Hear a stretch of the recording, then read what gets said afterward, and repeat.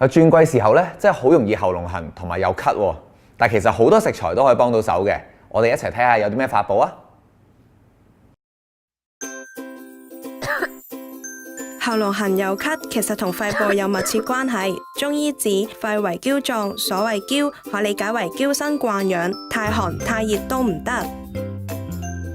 天氣有少少變化，都好容易令肺部受損，甚至感冒。咁點算好？雪梨滋潤又清熱，絕對係好幫手。川貝、枇杷葉、羅漢果等食材都係唔錯嘅選擇。川貝可清熱潤肺，枇杷葉清肺止咳，而羅漢果有助清熱氣同潤肺。